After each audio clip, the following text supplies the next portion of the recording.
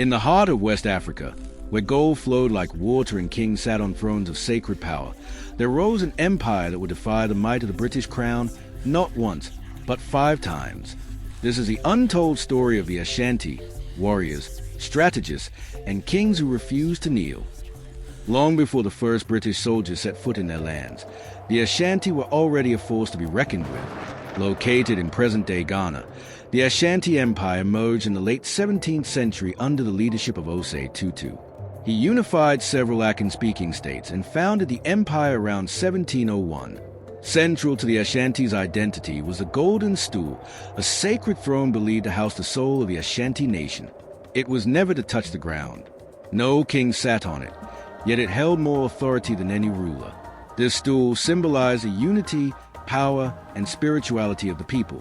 The Ashanti established a centralized and efficient military system, boasting an elite warrior class known as a Nenkwa. They wielded firearms obtained through trade, used clever battlefield strategies, and maintained a vast network of roads that connected their dominion. Gold, cola nuts, and slaves fueled their economy and made them a target for European interests. The British began establishing forts and trading posts along the Gold Coast in the 17th and 18th centuries.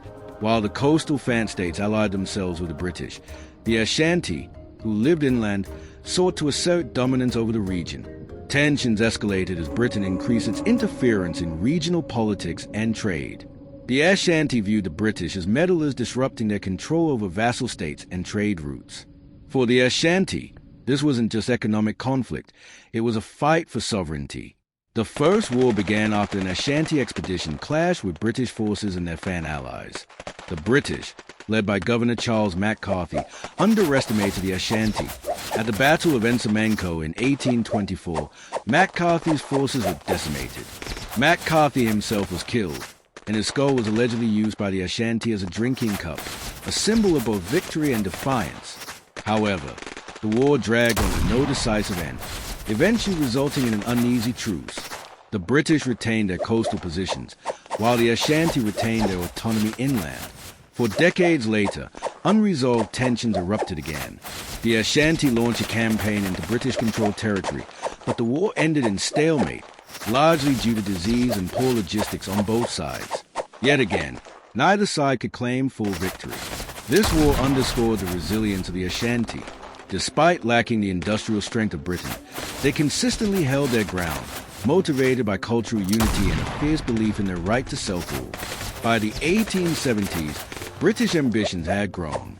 They wanted full control of the Gold Coast, and the Ashanti were the last major obstacle. This war was far more brutal. British forces, now heavily armed with modern rifles and artillery, launched a full-scale invasion. The Ashanti capital, Kumasi, fell in 1874. The British looted the city, taking treasures and sacred artifacts, including symbols connected to the royal family. The humiliation was deep, but the Ashanti spirit remained unbroken. Even in defeat, they began to prepare for eventual resistance. The Fourth War began after the British demanded that the Ashanti accept a protectorate status. When the Ashanti King Prempeh I refused, British forces advanced again. This time, the Ashanti chose not to engage in direct battle. Instead, they attempted diplomacy, but it failed. Kumasi was once again occupied, and King Prempeh was captured and exiled to the Seychelles. But this was not surrender. It was a tactical pause. In the minds of the Ashanti, the war was not over. In what became the most symbolic of all the conflicts, the final war erupted not over territory or trade, but over the Golden Stool itself. British Governor Sir Frederick Hodgson made the fatal mistake of demanding to sit on the stool. To the Ashanti, this was sacrilege. It ignited fury. Queen Mother Asantewaa rose to lead the resistance. She rallied thousands of warriors and laid siege to the British fort in Kumasi for months. Though eventually defeated, the Ashanti fought with legendary courage. Asantewaa was captured and exiled, but she remains a symbol of African resistance and female leadership to this day.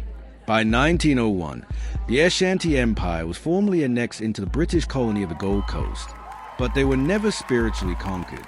Their cultural identity, their traditions, and the legend of the Golden Stool survived colonialism. In 1935, the British allowed a limited form of self-rule, and the Ashanti monarchy was restored in ceremonial form. Today, the Ashanti remain one of the most influential ethnic groups in Ghana. The Golden Stool is still revered, and Asantewaa is honored as a national heroine. The Ashanti fought 5 wars, not just for land, but for dignity, for identity, for the right to decide their own destiny. They may have lost battles, but in memory and legacy, they won something greater.